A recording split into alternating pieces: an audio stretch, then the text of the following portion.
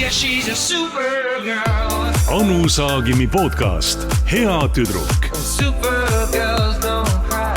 Saadet juhib Piret Tali. Yeah, she's a supergirl.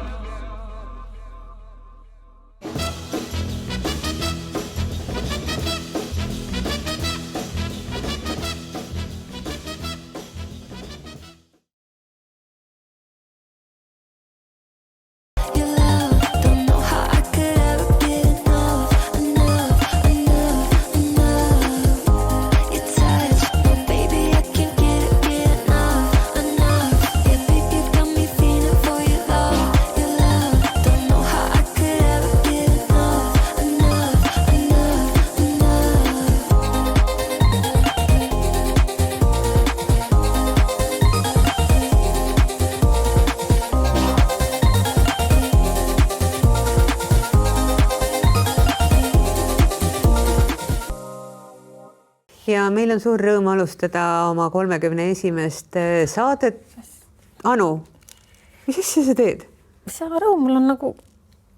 Minu arvates on nende kingadega midagi valesti.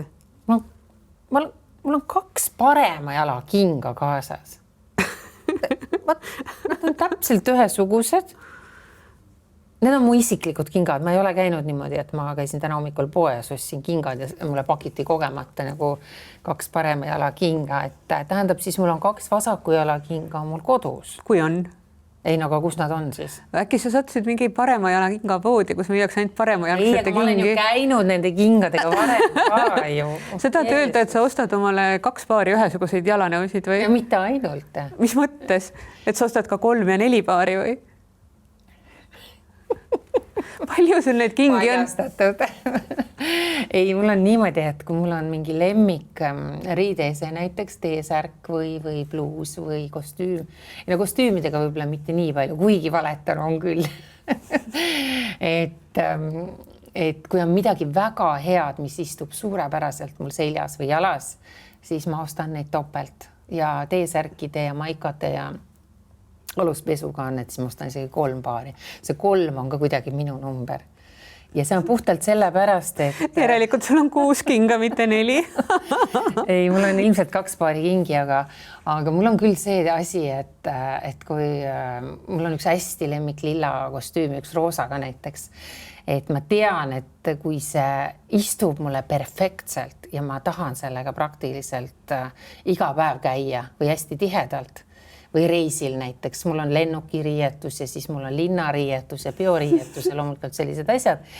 Ja siis, kui ma lähen lennukisse, siis ma panen selle ühe lilla kostüümi selga. Mul on üks konkreetne Tallinn Dolls, hästi veniv.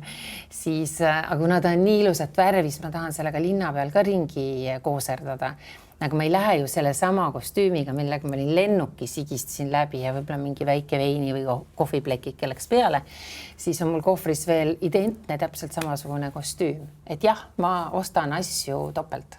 Kuidas sa neist ära ei tüdine? Et ma saan aru, et see hügieeni mõttes on vajalik, et kui sa tahad oma lemmikriietust kanda, aga mind tabaks mingi paranoia, kui ma teeks kapi lahti ja ma näeks seal nagu 3 kaupa mingeid asju, ma arvaks, et ma oleks hulluks läinud. Nad on erinevates kappides, mul on garderob täiesti eraldi, kapp on täiesti eraldi ja siis magamistoas on ka veel üks riietumisnurgakene seina taga. Mul on üks tuba on täielik garderob tehtud tegelikult. Et ei, ma ei tüdine ära, sest ma ei näe neid korraga. aga nii on küll jah, et ma olen ka üsna kehv riiete äraandja ses mõttes, et mind on moositud, et ma viiksin siis sinna taaskasutusse või praegu on hästi moes rentimine, riiete rentimine. Ma ei saa seda teha sellepärast, et need asjad, mis mulle ei meeldi ja need, mis mulle ei istu, need ma olen ammu ära andnud. Ma olen sõbrannadele, emale, mul on õde, mul on õelaps, naisi on hästi palju ümber, kes võtavad need hea meelega vastu. Aga siis on mingi basic asjad, mis võivad mul siis, ma kannan ära ma võin nädal aega näiteks käia mingi konkreetse riietusega. Praegu Karmen Pedaru, kusjuures kõikidest nendest pidžaamadest, mis sa oled meile Hea tüdruku podcasti jaoks laenutanud, siis üks minu lemmikutest on kindlasti täna see liblikatega. Mul on sinul ka hästi palju seda seljas näinud, et selle ma üritan nüüd sult ära moosida mingi sõbra hinnaga ja üks fuksi oli ka päris, kui me hakkasime 4. hooaega tegema. See nunn oli ka minu suur lemmik, see, mis oli paljude lemmik. Paljude lemmik, mulle isegi kirjutati ja öeldi, et see on üks parimaid kostüüme. See oli ootamatu lihtsalt sinu seljas. Just, see oli hästi paljude lemmik ja mulle üks naisterahvas isegi kirjutas, kui ta sai teada selle hinna. Hind on soolane ja ta ongi ainult sellepärast, et see on Mulberry silk ja see on väga väärtuslik. Et ta korjab raha, ma loodan, et ta on tänaseks ära korjanud selle raha, et ta läheb, ostab kindlasti selle nunnarüü. Vaadake, ma mäleta, see oli vist 2. või 3. osas mul seljas. Ja et see on mu üks lemmikutest ja fuksi oli ka, aga selle ma kavatsen kindlalt endale moosida. No sellise pidžaamaga oleks ju pattvoodisse minna. Ei, kindlasti mitte. Sellepärast, et nad on... No kuidas? See näeb välja nagu see näeb kostüüm, no sõltub muidugi kellega ja miks, aga siis üle ühe inimese sind ju korraga ei näe. Kas oot, Piret, et sa võtad neid voodisse rohkem. Voodisse ja sa mõtled selle pealt, kas mind keegi näeb praegu või mitte. No ega sa ise ei vaata oma liblikaid seal ainult. Millega sa lähed siis voodisse paljalt või? Ei, minul on ka siit pidžaamat, isegi küll mitte Pedaru omad, aga... Ei, aga mul on üks öelda, et voodisse sa ei lähe siis ilusate riietega, ikka lähed? Jaa, lähen. Mul on üks siidist must valgete täppidega, teine on siuke roosa mustade kantidega ja siis mul on veel tohutult öösärke ja siis mul on veel, see ei puutu üldse asjasse. Palun väga. Aga ma ei ole nendega tänaval kunagi käinud. Aga minu meelest täna ongi see suurepärane võimalus, et mõtlema, kui ma lähen reisile, me saame ju üha väiksemaid kohvreid kaasa pakkida, praktiliselt 0. Sest me kõik lendame odavlennu. No kas odavlennuga, aga mingi jama on kogu aeg selle kohvritega. Isegi kui ma lähen lennujaama ja mul on see suurem kohver kaasas, ma olen otsustanud, et algul lähen käsipagasiga, pärast ikkagi võtan selle suurema, ma olen nõus juurde maksma. Sealt käib selline tramburai selle pagasi ümber. Sa pead kuhugi urru auku ronima selle kohvri otsima ja liinilt, siis ta on katki ja kadunud. Just, siis kaob ära ja siis tuleb tagasi, siis on jälle mingi jama ja ühesõnaga. Aga sellise pidžaama puhul ma teeks antud juhul ka selle, et ma ostaks neid ikkagi 2 tükki. No ma kuulan huviga, kas teine on ka liblikatega? Ja sellega ühega liblikatega läks siis voodis ja teisega siis kõnniks tänaval, et võib-olla päris nii ei ole, et ma tõusen hommikul selle pidžaamaga üles, joon kohvi, käin hommiku söögilauda, võib-olla isegi läheksin ja siis, aga ma ei tea, kas tänavale, siis ma paneks selle puhtama või sirgema nagu selga, et ma ei viitsi vahepeal seal tegeleda aurutamisega. Aga mul tuli praegu meelde, ma olin ühes hästi kihvtis Londoni hotellis, mul ei tule selle nimi praegu meelde. Sõitsime kambaga Londonisse pidutsema ja valisime välja hotelli miski pärast, keegi valis, me oli kodutöö hästi teinud, seal oli siis selline nädalavahetus. Me sõitsime juba vist kolmapäeval, tulime järgmine esmaspäev tagasi ja me ei lahkunud kordagi sellest hotellist. Sinna hotelli foajeesse ja teisele korrusele baari oli veetud siis tonnide viisi liiva ja see oli selliseks biohotelliks tehtud, ma ei tea, 4-5 päeva jutti vist ja seal ma tõesti olin pidžaamas. Ma olingi kogu aeg pidžaamas, ma läksin magama, ma ärkasin üles, me jõime šampanjat, läksime pidutsesime, siis vahepeal sõime, siis lihtsalt magasime, magada oli jälle vaja, päeval magasime, siis õhtul ärkasime üles, mul oli ikka pidžaama seljas, ma läksin pittu, osa olid seal õhtukleitides, mina olin ikka pidžaamas ja see oli üks parimaid reise Londonis. Londonist ma ei näinud mitte essugi, aga see oligi planeeritud nii, et bioreis kambaga ja sa ei teinudki mitte midagi muud, kui sa ainult pidutsesid. Ja selliseid reise ma inimestele soovitaksin, sest kõige suurem viga, mida me turistidena teeme tavaliselt on see. Jookseme ühelt vaatamisväärsuselt teisele. Et me mõtleme, et nüüd ma toon näiteks jälle Londoni, et lähen nüüd Londonisse, läheme, teeme pika nädalavahetuse, läheme neljapäeval. No, siis me seal käime seal ja siis mul soovitati seda restorani ja siis ma tahaksin seda baari näha ja siis lähen kindlasti muuseumisse, seal on ju nii põnevaid näitusi, vahetatakse pidevalt, aga siis on õhtul ju vaja pittu ka minna. Ja siis, mis on klassika, mida ma olen tihtipeale teinud, et siis sa tuled vahepeal, sööd loomulikult, siis tuled hotelli, magad ja siis magad, mõtled, paned veel kella helisema, et lähed seal puhkad paar tunnikest, paned kella helisema, nad ärkad seal kell 11 või 12 öösel ja siis lähed pittu. Ja siis mitu korda ma olen teinud silma lahti ja siis saatnud kõik kuradile ja öelnud, mina ei tõuse, mina tahan magada, ma olen täiesti sa oled isegi puhkusel.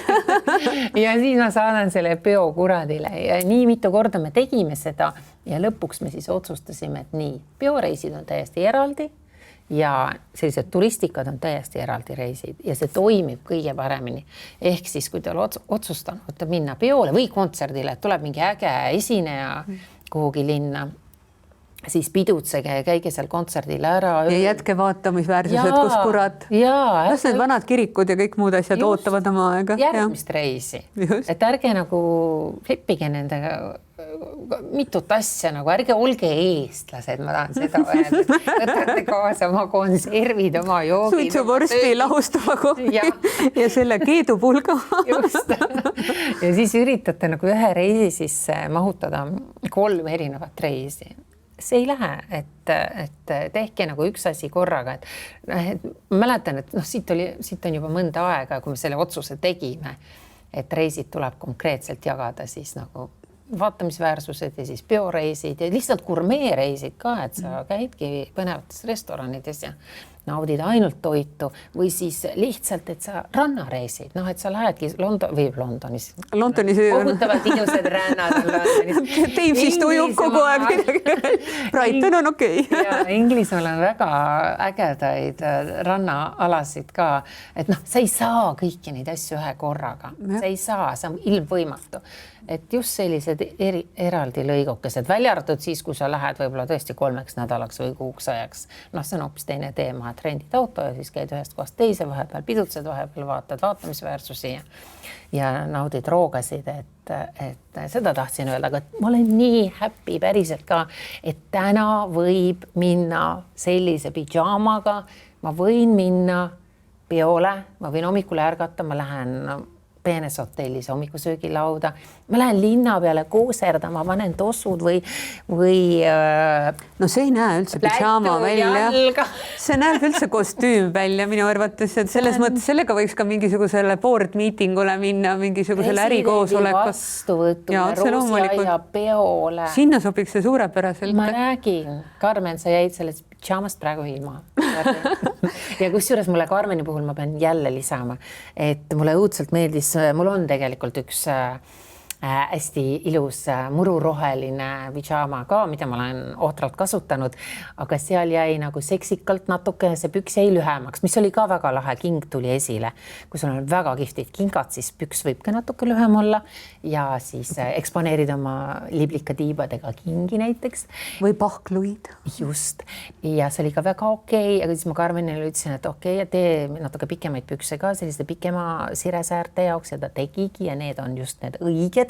Kuigi tal oli üks väga hea nipp, mida ma võin ka teiega jagada, et kuna sellel pidžaamal on selline nööriga paelakene ja natukene kerge, hästi kerge mõnus kummikene, siis tegelikult ma nüüd tõusen püsti ja siis te näete ainult mu keskkohta nägu kaob ära. No siis kukuvad püksid jalast ära, ma saan aru. Tema ütles, et tema siis laseb niimoodi, vaata, puusa peale. Ja laseb puusa peale ja siis see püks on nagu selline pikem ja siis, kui ta tahab, et pahklu välja tuleb, siis ta tõmbab üles. See osa ma jätaks vahele, kas tõmmatakse kõrva taha kokku need kummid. Et sellised erinevad nipid ja variandid. Aga kui näiteks kodukäijad satuks sinu koju ja garderoobi, kas nad oleks võimelised kohe tuvastama, kui seal ei satu mitte ühtegi nii terast daami kui sina? Kas nad suudaks kohe nagu tuvastada sinu kõik riided ja sinu olemuse vastavalt sinu garderoobile? Kodukäijad tegija Kaidor Kahar on uurinud sellist varianti, et kas me võiks teha ühe hooaja sellise, meil tuleb üks hooaeg, nad on nüüd natukene venitanud sellega, sellepärast, et see pidi tegelikult kevadel tulema või hiljemalt nüüd suvel. Aga kuna see sai filmitud talvel ja me oleme kasukates ja karvamütsides. Keegi ei taha suvel vaadata. Ja me hakkasime naerma lihtsalt ja ütlesime, et see ei saa olla võimalik, et keset juulit on ja me oleme mingites paikades. Ehk siis see tuleb huubi sügisel. Aga see selleks ja siis kellelgi oli selline lustakas mõte, et järsku kodukäijad me läheksime, ma ei ole Mart Juure juures käinud kodus, eks ole. Ma umbes tean, kus ta elab. Reedu elas seal samas kõrval. Ma tean, kes ta korteriühistusse kuuluvad, sest ma kuulan nende podcasti. Ma kujutan ka enam-vähem ette, kus ta elab. Just, Kadriorus. Ja Raul Vaiksoo. Ma olen ta maja näinud, sest ma olen tal järgi käinud ja teda koju viinud, aga ma ei ole sees käinud. Et kui meil silmad kinni pandaks ja meid viidaks või Kaidari kodu, näiteks Kaidar on hästi huvitavalt varjanud, kus ta elab. No ma arvan kuskil Nõmme kandis. Mina olen kusagil ta kodust pilte näinud. Mina ei ole. Et ta ei ole meelega mulle näidanud ja sellepärast ma natukene võib-olla arvasin, et võib-olla seal on plaanis selline asi, et meid viiakse üksteise kodudesse ilma, et me seda teaksime. Meil vahel seotakse silmad kinni ja siis potsti me oleme kuskil koridoris või kuskil mingi ukse taga ja me peame sisse minema. Ja siis mul on selline kuri kahtlus, et seda nad üritavad teha. Aga selleks, et minu koju tulla, ma ei tea, kellega nad kokku peavad leppima, minuga loomulikult, võib-olla nad lepivad salaja õega kokku või emaga või pojaga. Oota, sa lähed oma koju, tehakse silmad lahti.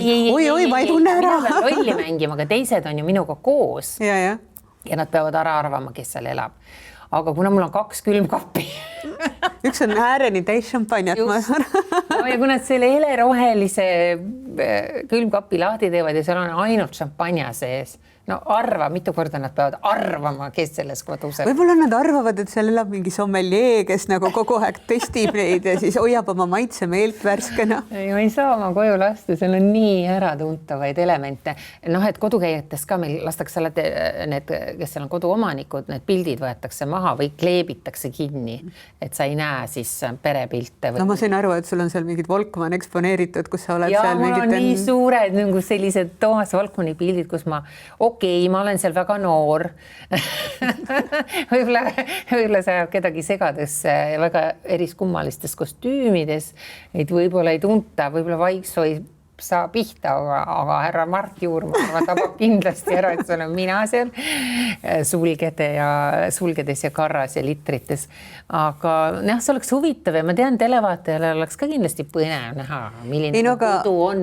Aga juhul, kui seal ei satu sellised terased härrad nagu Juur, et mis võiks sind reeta? Ütleme, et pildid on kinni kaetud, võib-olla peidetakse ära ka šampanja külmkapp. Ei lubata sinna külmkappi. Ja just, et külmkappi ei tee lahti, võib-olla samas, kui tihti te teete külmkappi lahti, vaatate, kellel on... Mina olen põhiline kodukäijatest, kes esimesena kohe külmkappi ja vaatan, kas koduomanik on jätnud mulle pudeli, mida šampanjat.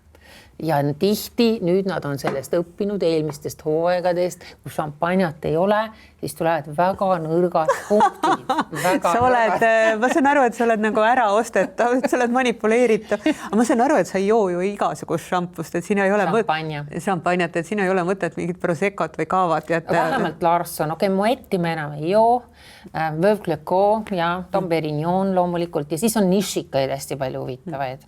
Aga seal on juba maitse nüansid, et kui ma tõesti ei ole seda pudelit varem näinud, siis ma maitse järgi, et tal peab olema mingi selline spetsiifiline põnev maitse. Küll ma ära taban, ära muretse. Aga mis siis sinu kodus sind reedab, kui ütleme šampanja välja jätta, võib-olla garderoob? Ma räägin sulle huvitava loo. Siit koorub huvitav lugu, mis võib huvitav olla siis minu eluloo tarbeks. Et olid ajad kunagi, ma olin Ristomati Radiga elasin koos loomulikult ja meil hästi palju Soome ajakirjanikke käis ka kodus, tegid täitsa toredaid lugusi, aga ühel hetkel mul flippas ära. Ja mul võib-olla flippas, ja ei, soomlased tegid ka seda lolli nippi, aga eestlased hakkasid ka tulema, sain Eestis ka kuulsaks, siis tulid sealt just koduajakirjadest, naiste ajakirjadest, kollasest ajakirjadest. Mina olen ka käinud su Saaremaa maja pildistamas koduajakirjaga.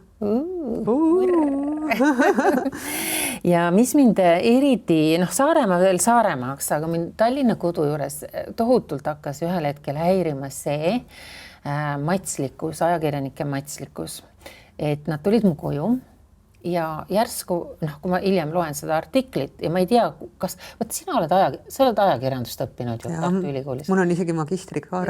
Ma tahakski sinu käest huvitav küsimus. Kas teil tõesti õpetatakse kirjutama niimoodi, või sunnitakse teid kirjutama, et sa ei saa nagu kohe asja juurde minna? Ma lähen kohtuma inimesega, oletame nüüd mina olen ajakirjanik. Tartu Ülikoolis õppinud, aga mina olen ajakirjanik. Ma lähen ta koju, ta avas mulle oma uksed. Ja viisakusest ma lähen, ma võtan kaasa lilled, ma võtan kas koogi või kommikarbi ja ta kutsub mind sisse ja loomulikult me suundume kas elutuppa, vahel ka kööki või kööktuppa või avatud kööki või mis iganes. Ilmselgelt ei minda kohe tualetti, magamistuppa ega külmkapi peale. Aga tegelikult viisaka koduinimesena, kui mulle tuleb keegi külla esimest korda, ma teen väikese tiiru ikkagi näitan, et näed, et siin on meie elutupa ja siin on tualettruum, eks ole, näitan mingid basic asjad, kööki näitan kindlasti. Magamistoa puhul ma natukene mõtlen, see oleneb nagu inimestest. Ajakirjanikule ma ei lähe seda kohe näitama, aga ma tean, et tal on see huvi ja ise mõistes teda loomulikult ma näitan, sest mul on varem just koristaja käinud, kõik tipp-topp on ju, voodi on tehtud, kõik on normaalne. Aga mulle ei meeldi üks asi, eriti Eesti ajakirjanike. Ma ootan huviga, ma olen juba suremas. Ma lähen sellele pointile oota. Et ta tuleb esikusse ja sellest ma saan alles hiljem teada. Ta on üle vaadanud kogu kingarivi, ta loeb üle, palju seal on meeste jalanõusi, palju seal on naiste jalanõusi, mis suuruses need on, mis värvi need on. Ja siis, kui ma küsin ta käest viisakalt, kui me oleme elutuppa sättinud ennast, et siin me võiks intervjuu teha, siis ma ütlen loomulikult, kas sa soovid kohvi, teed, viskit, šampanjat. Ja ta ütleb, et jaa, ma võtaks hea meelega tassikese teed. Ja siis laksti ma lähen teed tegema, eks ole, valmis, mul ei ole teenijat kodus, kellele ma võiks öelda nips, et kuule, Liisa, et mine teed meile ja too paar konjakiklaasi ja sel ajal, kui ma teen, ta nuhib mu korteris ringi. Reaalselt ta on käinud mu garderoobis, jõudnud ära käia, ma ei tea millal, ma ei ole ta viinud sinna eraldi või mul on, nagu ma ütlesin, magamistoas mul on ka üks seinaga eraldatud nagu riiete nišš, et ma saaks voodist, lähen sinna tahapoole, seal on mul sellised lihtsamad riided, teesärgid, teksad, võib-olla mingisugused ja ongi pidžaama, töösärgid, aluspesu ja ta on selle ajaga jõudnud nagu kibekiirelt nagu pilgu peale visata igale poole, sest sellest ma saan teada alles hiljem artiklit lugedes. Ja ühe naiste ajakirjaga mul oli hästi lollakas kogemus, et ma ei olnud teda viinud magamistuppa sinna riietumisniši nii-öelda.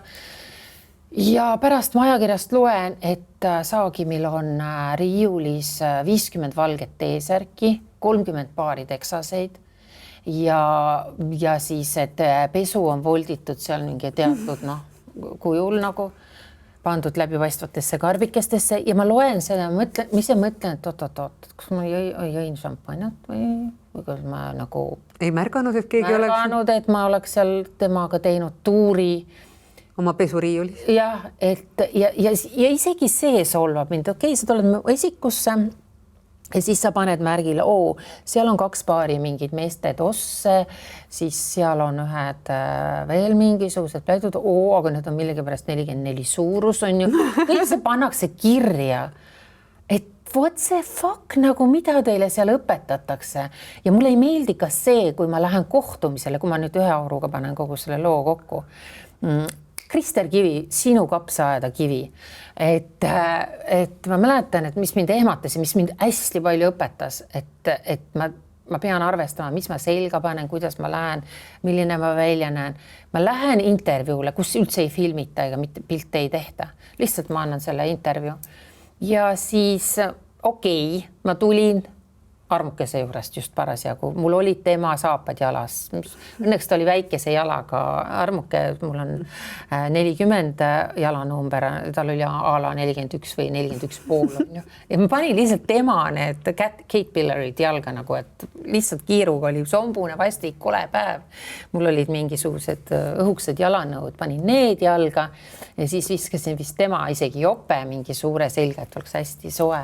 Ja siis see hakkab loetlema, pärast Ekspressi artiklist loen, mis saapad suurus umbes, liialdatud oli see 43 suurus, eks ole, ja mingi oversize jope. Ja siis mõtlesin, et what helli, me ei räägi sellest, kuidas ma saabusin intervjuule. Jah, ma olin meigita, jah, ma olin natuke sasitud, võib-olla tukk oli niimoodi, mul oli see voodisoeng, võib-olla tõesti siit natuke ära tuustitud, on ju, jah, ma olin hüpanud voodist välja. So what, ma saan aru, sul on õudselt põnev, aga see ei ole see, millest me nüüd praegu räägime ja see on alatu käitumine, sest sa ei anna ka lugeda mulle seda artiklit, mõned ei anna. Aga kas sa küsid ette? Ma vahel küsin ja vahel ma ei viitsi neid lugeda, seal on nii palju asju parandada, ausalt. Minu artiklitega on see asi, kui te loete midagi, ma ei paranda oma artikleid, ma ei viitsi neid lihtsalt lugeda, sest see on topelttöö, mul läheb tund, poolteist selle peale. Sest sa tahad muuta kõike? Ja ma ei taha isegi muuta, aga seal on nii lollakaid mingid vigu, mille mulle tundub, et kui ma ütlesin seda, siis ma ei mõelnud täpselt nii ja siis ma mõtlen, tead, lasta jääb, ma ei viitsi sellega tegeleda, mul on muid asju järgmisel päeval juba ülejärgmisel teha. Ja tihtipeale ma jätan need lugemata ja siis ma loen sellised asju, siis ma mõtlen, aga me ei leppinud sellest kokku. Kas sa teed alati ette kokkulepped? Ei, ma ei tee, aga ma võiksin eeldada ajakirjanikult mingit viisakust. Et sa ei pea ütlema, et okei, mul oli hammastel huulepulka natukene jäänud või et huulepulk oli laiali läinud. See ei ole selle intervjuu point, me oleme kokku saanud mingit teatud põhjusel, me ei ole lihtsalt mingit olemuslugu teinud, vaid tal on, me oleme kokku leppinud, sest tal on mingi teema, millest ta tahab rääkida, mis on parasjagu aktuaalne, päevakajaline ja ma ei eelda, et see artikkel algab sellest, kelle saapad mul parasjagu jalas olid, kas mul oli natukene seitel viltu või hambad pesemata. Ma ei viitsi, see algus on see jaarutamine seal umbes, ta saabus seal hõlmadel lehvides. Siuglev kuldne kett läks tisside vahele. Seda minu arvates Ekspress vahepeal viljeles ükskõik, kellest nad kirjutasid, kas oli peaminister, president, kus kirjeldati väga tobedalt inimese väljanägemist. Aga see oli nagu mingi moehaigus. Ma ei usu, et seda koolis õpetatakse. Ma just mõtlesin, kas teile õpetatakse seda? Ei, ma ei usu seda. Tal oli ääretult kallis kell käe peal. No nüüd ma kraban kõik oma ehted asjad, välja arvatud täna loomulikult. Aga mis see Krister siis tegi selle asja juures? Jätame see Kristeri, need on vaesekene, saab praegu nahutada ja saab südari ja kõik asjad. Lihtsalt see oli üks kord, mis mul praegu meelde tuli, aga mul on teisi kordi ka, et ta laasjalt, ma ei hakka selle naisterahva nime nimetama, kes hüppas mul garderoobi ja luges mu teie särgid umbes üle ja kõik.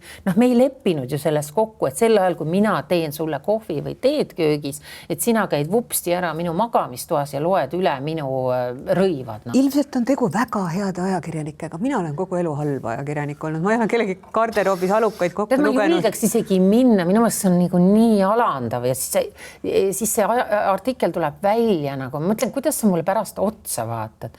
Nendele ajakirjanikele ma ei ole mitte kunagi, mitte never ever andnud mitte ühtegi intervjuud enam.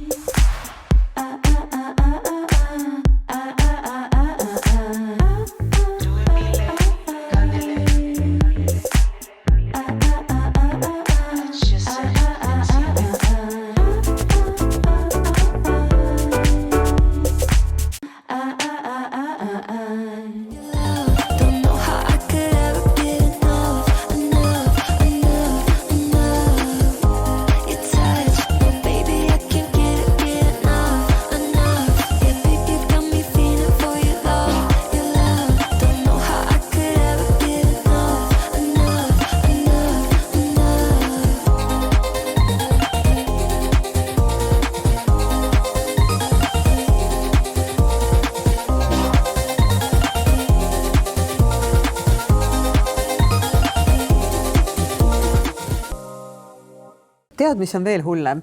Veel hullem on see, et mingi allikas üritab tohutult nagu kontrollida lugu või intervjuud, mida ta sulle annab. Kõigepealt ta ütleb, saada küsimused ette. Sa saadad küsimused ette. I never do that. Intervjuu läheb nagu läheb. Tavaliselt ei küsita neid küsimusi. Siis on ta kindlasti nõudnud alguse faasis, et ta tahab seda intervjuud lugeda. Siis sa saadad talle selle intervjuu, mis valdavalt on tegelikult viisakasse vormi pandud suulise teksti. Aga ta on toimetamata veel, eks ole? Ta on toimetatud, ta on korras. Juba niimoodi. Ja siis sa saad selle tagasi, siis ta on seal Google Drive'is teinud mingisuguse faili, kus see on 4 värvis ära parandanud. Selle on läbi lugenud tema koer, kass, suhtekorraldaja, naine, vanaema ja igaüks on teinud parandusi ja siis ta saadab sulle meili, kus ta kirjutab, kui loll sa oled, kui mõttetu sa oled ja kuidas sa ei oska seda tööd absoluutselt teha ja tegelikult ta ei oleks seda intervjuud üldse pidanud andma.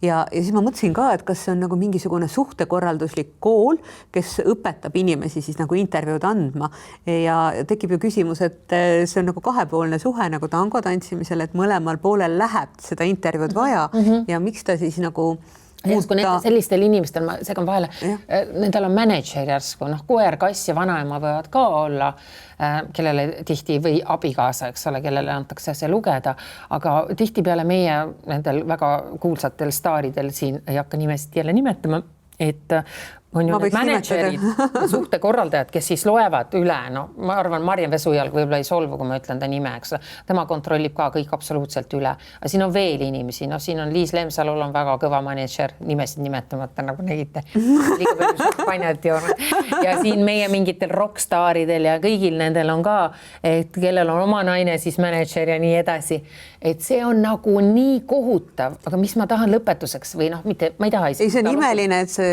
kõik need managerid ja siis sa kohtud nende inimestega iga päev piimapoes. Et selles mõttes Eesti on nagu nii väike, et sa võid siin omale nagu 1 000 000 manageri palgata, aga lõpuks on ikkagi nagu see, et me mängime siin ühel mingisugusel ruutkilomeetril peitust üksteisega. Aga mis mind kõige rohkem on hämmastanud, minuga on see tore lugu ja seda võib Anu Välbaga muuseas kinnitada. Tema teeb oma mina teen hommikusup staariga, tema teeb hommik Anuga, sassi praegu. Kusjuures mulle üks päev keegi kirjutas, kas ma olen hommik Anuga toimetaja, ma ütlesin, et ei, ma ei tea hommikutest midagi, ma tean õhtutest ja need on vahel väga pikad ja seal on palju šampanja.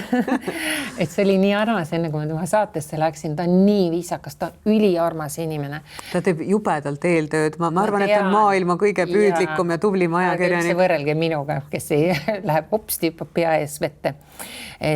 Ja ta tahtis ka mulle küsimused saata ette enne seda saadet ja ta tahtis teada need teemad, millest me kindlasti ma ei tahaks sooviks rääkida ja ta oli hästi-hästi viisakas ja ma saatsin ta kukele, ma ütlesin, ma ei taha ühtegi küsimust ette, ma ei taha mitte midagi teada, millest sa rääkima hakkad, mitte ükski teema ei ole tabu, sest ma võin sulle otse saates öelda, kui sa küsid mu käest mingi küsimuse, millele ma ei soovi vastata, sest ma ütlen vabandust, aga ma ei vasta sellele küsimusele. Tal ei ole otse saada? Ei, tal ei olegi, aga ma ütlengi, et ta võib selle ära lõigata või ma võin talle öelda seda, et palun, et mind ei huvita see teema, võin talle otse seda öelda, ma ei pea seal meili teel hakkama panema kirja, rivi. Et kuule minu manager, kass, koer, vanaema, mees, lapsed ma ei taha lugesid lapsest rääkida, et ma ei taha võib-olla oma abikaasa haigusest rääkida, ma ei taha seda nimekirja sinna teha. Ma ütlen talle, et me võime kõigest rääkida, aga kui mulle mingi teema teeb haiget või mul ei ole tuju parasjagu, siis ma ütlen seda sulle otse ja siis sa kas lõikad selle välja või sa jätad selle sisse, kui ma ütlen sulle, et ma ei taha sellest rääkida. Sellepärast sina oledki täiesti suurepärane interveeritav. Ja ma ei ole et sa ei võta absoluutselt nagu males käike tagasi või kui sa tahad, eks ole.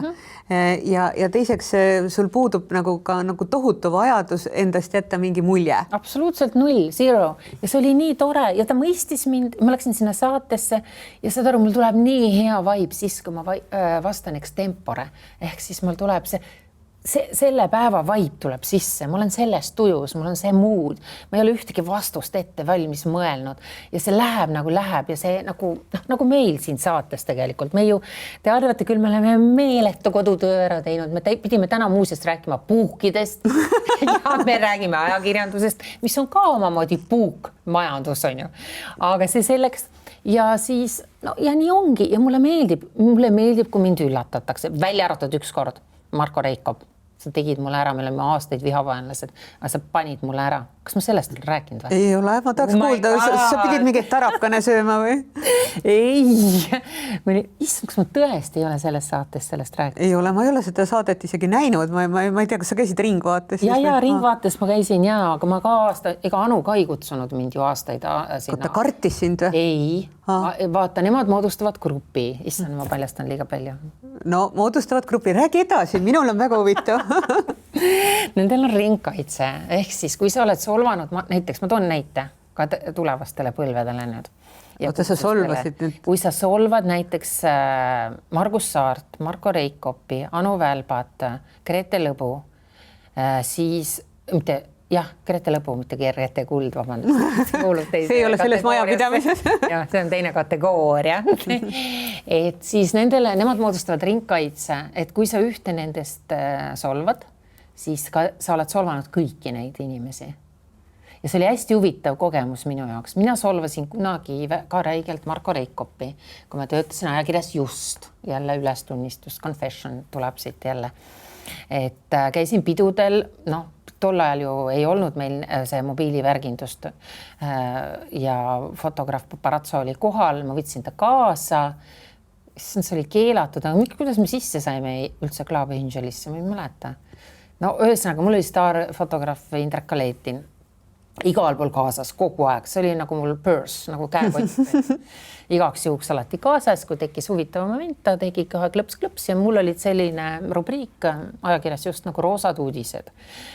Ja seal siis tulid sellised, seal alguses oli 2 lehekülge, pärast oli 4, siis oli 6, siis oli 8, siis oli nii populaarne.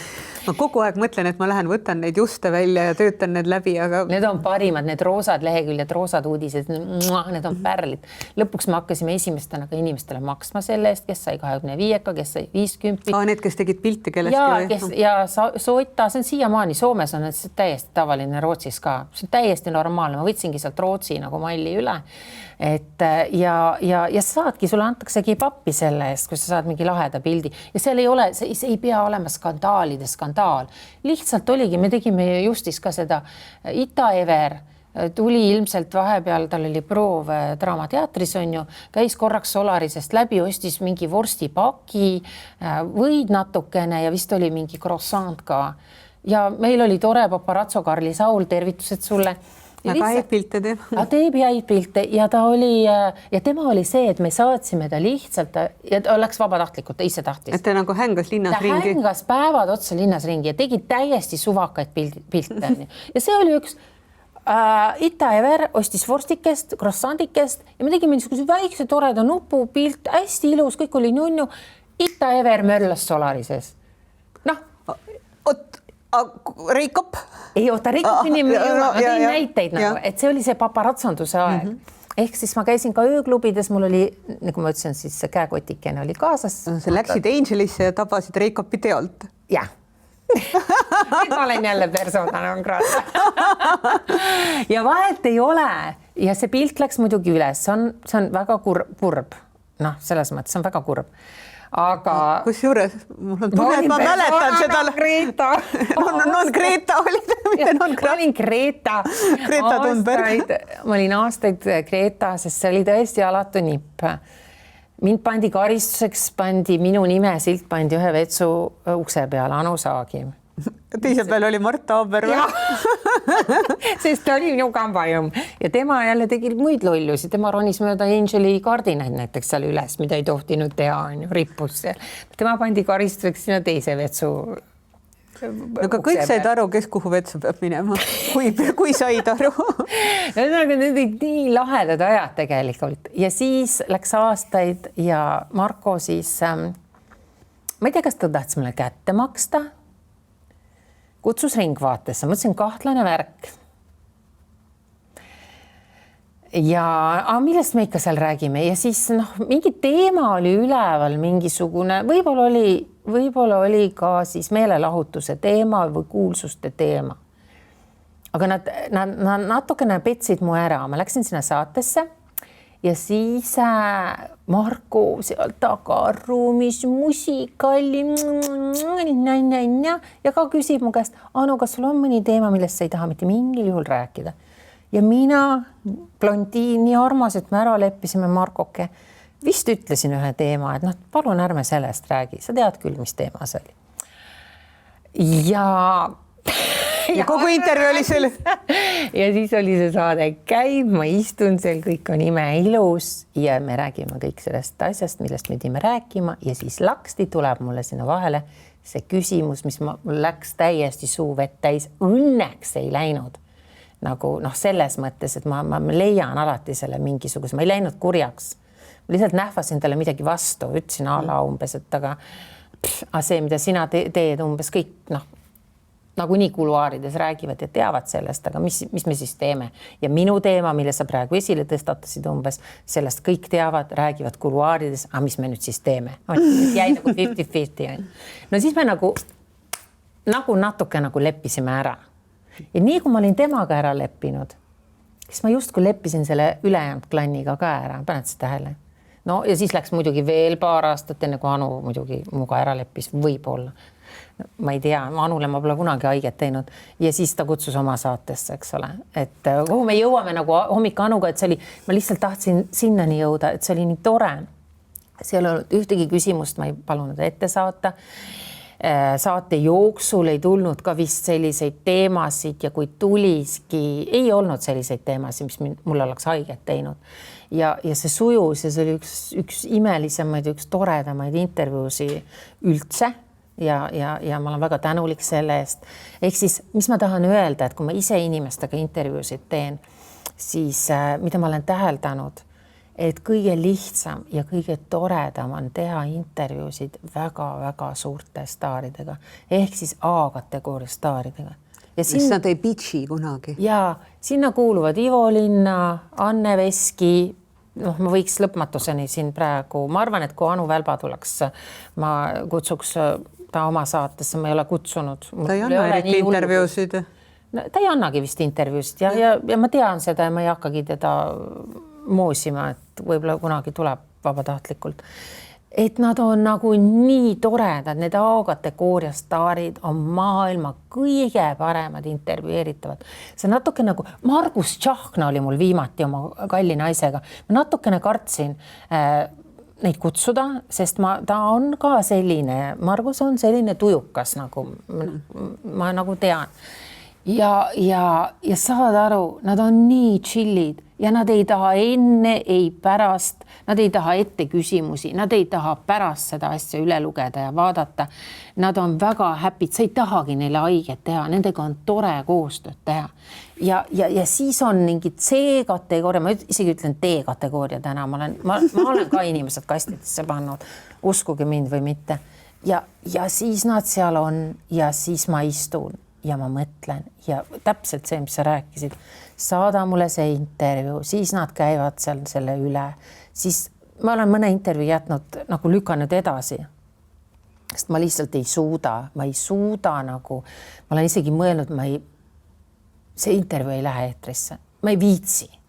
Kogu seda jama läbi teha, võta see välja, see nurk ei sobi ja teine nurk ei sobi. Ja ma olen juba öelnudki, et tead, kuule, forget it, jätame ära, mitte midagi ei juhtu. Mina ei kaota midagi, sina oled happy, kõik see asi jääb ära nagu. Ma olen tõesti olnud nagu selle piiri peal, et ma ei viitsi. Ja siis ma vaatan seda väikest inimest, seda C-kategooria staari ja mõtlen, issand jumal, mis sul viga on? Ja siis ma vaatan, siis mul hakkab tast isegi natuke nagu kahju. Ma mõtlen, et sellepärast sa istudki seal oma C-kategooria tumba peal. Et sa oledki selline. Sinus ei ole suurejoonelisust, suuremeelsust. Just. Kõige hullem probleem minu arvates inimeste puhul on väikekodanlikkus. Absoluutselt. See on asi, mida ma siiralt vihkan, mingisugune erakordselt madal, kontrolliv ja teine asi, mis on Eestis tohutult levinud, on vannapiilikkus. Et ma üritan keegi olla, kellest ma isegi täpselt ei tea, kes ma tahan olla, aga ma tahan olla. Ja see on jube kurb ja kui sa juba korra staar oled või kui sa oled tuntud, ma olen mõne käest küsinud ka, et kuule, et ma tean, et sinus on nii palju erinevaid tahke, ma saan ju nendega väljapool tööaega ka kokku, me ju räägime, me ju suhtleme ja ma näen, kui palju temas selles inimeses on värvikust ja sära ja mingisugust sellist no nagu nii kihvti power'it ja siis ma küsin ta käest, ütlen, et kuule, et miks sa seda välja ei too, tule mu saatesse või teeme intervjuu sinuga, et noh, sa oled nii põnev inimene. Ja ta ütleb mulle, et ma ei saa. Et mõtle, siis nad kirjutavad, siis on see klassika, võtavad kontekstist mu lause välja, siis nad panevad selle pealkirja, mida mu ema ütleb, mida mu kass ütleb, mida mu koer ütleb. Saad aru, ma ütlen, miks sa teed seda, et sa oled ju staar, sa oled laulja, sa oled muusik, sa võiksid, see annab sulle ainult juurde, see ei võta sinult ühtegi tükki ära. Ja siis ta ütleb mulle, et jah, aga ma ei olegi tahtnud tegelikult staariks saada, aga see on juhtunud, et minust sai laulja nagu saatuse tahtel, et noh, et siis õpetaja soovitas, ma toon mingid näiteid ja need lähevad samasse kasti. Ja need ei ole reaalselt. Ja õpetaja saatis mind sinna laulukoori või tantsuringi või soovitas mul hakata kirjutama seda ja kolmandat asja ja siis minust sai juhuslikult staar ja ega ma tegelikult ei olegi tahtnud olla ja siis ma tahaksin tegelikult väga seal väikselt nurgas istuda ja kükitada ja oma asja teha ja oma kunsti luua, aga te kõik segate mind ja siis ma pean umbes ja sportlastega sama ja siis te umbes segate mind ja siis te tahate minust kirjutada seda, teist, kolmandat, mis ei haaku absoluutselt minu karjääriga ja ma ei pea rääkima oma armastusest ja ma ei pea rääkima oma koerakesest ja ma ei pea oma vanaemast rääkima, te teete talle nii haiget, aga noh, tegelikult jah, ma olen kuulus aga see on kõik tänu minu enda sellisele sisemisele jõule ja minu andekusele ja saad aru, ma kuulen, ma mõtlen, et mine sa ka B-punkti, nagu mine sõida kuu peale, mine ole seal, ups, mu briljandid kadusid. Issand jumal. Ma saan aru, et kogu glans ja glamuur lendas. ja et mine nagu sinna või... Puhka jalga ja arene. Jah, tahaks nagu öelda, et kuulge, tead, lõpetage ära. Ma saan aru, näitajate seas on hästi palju neid inimesi. Seal on natukene mingi see klannivärk ka, et... Ma ei tegele sellise madalusega nagu ajakirjandus. Ma tahan teha ainult suuri rolle. Ütlevad. Aga kuule, ma tõstan selle puhul klaasi, teate kellele? Jan Uuspõllule, ausalt. Jan on väga tore. On täiesti savi, sest ta on näitleja ja vaata, on inimene, kes elab oma elu täpselt nii, nagu ta tahab. Piret, miks sa vaatad telefoni juba? Laps helistas 4 korda. Midagi ei ole. Me ei ole ühtegi toodet reklaami. Räägime tooted ka ära. Issakene, sest sellepärast, et kui te kirjutate meile skandaalne@delfi.ee, siis meil on igasuguseid asju panna teile loosi. Võta see imeline näohooldus vidin. Ei, ma alustan kõigepealt sellest briljantidest, mis mul on ümber ja kaelas ja siin ja need on tõesti, no need on fantastilised. Sa oled kindel, need on briljandid? Ja glants ja glamuur, ja kui te lähete sinna ja ütlete Anu 20, siis te saate -20 nendest tehetest, mida mina täna kannan ja Piret. Ja mina ka, mul on natuke vähem glamuuri, aga seest on glants. Ja, aga sa saad kanda neid igapäevaselt, et siin ongi nagu, no mina saan ka neid kanda igapäevaselt, sina selliseid tehteid igapäevaselt kanda nagu, see oleks nagu too much. Ma ei kannaks neid isegi ka võib-olla nagu väga pidulikul puhul, sest see ei ole minu stiil, aga noh, ütleme, et need ongi erinevad kategooriad. Oi, sa ajasid selle huulepulga maha. Nii, ja siin on Face Pro, selline väga uus vidin. See on imeline vidin, kes tegeleb, see on ka vist sisse lülitatud, et see puhastab ära sinu naha, võtab sealt ära umbes mingisugused asjad ja siis mis mingisugused asjad, mustad täpid sinu näost. Ja siis ultra... Nii, appi, sul kogu meik lahkub ära. Ma ei tee praegu vastu nägu, sellepärast, et ma tahan ilusanaga siis stuudiost lahkuda, aga tegelikult see pool, oi kui mõnus ja pehme ja siidine, see on tegelikult näo puhastamiseks, et sa saad selle meigi ilusti maha pesta, paned natukene näopuhastusvahendeid ja siis paned selle poole kinni ja siis vaata, mis siin hakkab. See on imeline, selles mõttes, et nähes seda paberil ta ei näinud üldse nii ahvatlev välja. Mul on tunne, et sinu vannituba võiks ka siukseid vidinaid olla nagu otsast otsani täis, mis kõik silendavad, parendavad ja teevad kõiki muid asju. Et see kannate kreemi näole või miks mitte ka Doditši õli. ja sel korral me oleme jõudnud sodjaagiõlidega siis neitsi ja kaalude tähtkujuni ja mul on see üks peal ja ta koosnes, ma ei mäleta, kumb see oli, kas oli neitsi või kaalud, aga igal juhul seal oli tsitrus ja roos, et seal olid imelised kehaõlid, mille sees on siis patšuli. On patšuli või? Ja roos. Ai, ma jõudsin massaažikivini. Nii, ma olen vales kohas, sandlipuu, apelsin, roos, jah, just. Ja kiviks on looduslik õnnekraav, kristall, amazoniit, ma ei näe lihtsalt ilma prillideta. Ma ei tea. Amazoniit, jah. Just. Aga mis ma tahan, mida ma avastasin nüüd hiljuti, kuna te teate, et kes minu eest hoolt kannab, on Dermamed. Ja siin on ka kinkekaart 50 € suurune, kes siis kirjutab meile skandaalne@delfi.ee, aga ma käisin just hoolduses see nädal ja ma sain sellised toredad toetavad kreemid ja vitamiin C, et need on sellised asjad nüüd, mis, kui sa käid, ma armastan tegelikult tohutult mesoteraapiat, ma käisin sel nädalal ja olen lasknud teha ka botoxit, ehk siis see komplekt on nüüd selline asi, mis aitab pikendada seda efekti. Mesol ja et sa ei pea nii tihti tegema endale mingisuguseid imeasju, vaid sa kasutad neid tooteid ja siis see tulemus on ma olen täiesti sõltuvuses sellest. Ja ma saan aru, et Germain de Cappuccini tooted on siia minu lauale jõudnud ja need on selles mõttes põnevad, et see sari just on mõeldud siis just linnas elavale inimesele, kes peab võitlema õhusaastega ja tal on vaja oma keha ja nahka vitamiinidega laadida. Seal oli C-vitamiiniga ka, cappuccinil oli ja oli seesama sari oli ja ma just millegi pärast, et C-vitamiin on nüüd hästi kuidagi see on alati populaarne. Ja minu arvates meil täna olid ka Lambertsi C-vitamiinid, et kui varem nagu tegeleti D-vitamiini puhul sellega, et ta peaks olema 1000 IU-ga, siis nüüd on ka C-vitamiin ja see aitab just ka tegeleda päikesetoimega. Aga kus see Lambertsi purk on? Sa võtsid minu ühe lemmik kehakuuri ära, anna see must kott siia selle kaardi. See must kott ei ole üldse täis. See ei ole, siin on see on üks kehakuuri. See? Ja just see sama.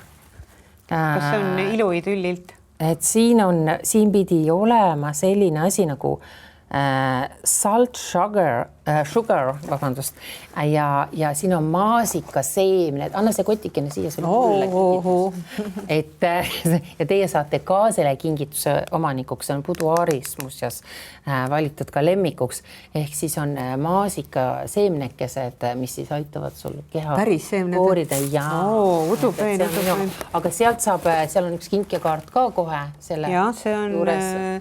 Siis erinevad võimalused pediküüriks, maniküüriks, iluidüllis, eriti tore on sõbrannaga, mehega, lapsega, kallimaga minna paaris pediküüri.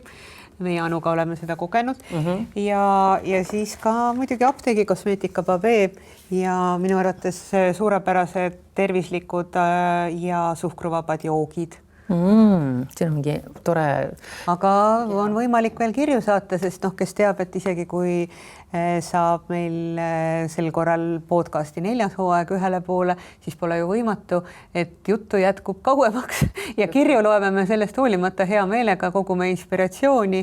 Suve jooksul kogume inspiratsiooni, aga meil on üks saade veel ees, nii et ära sa hõiska enne õhtut.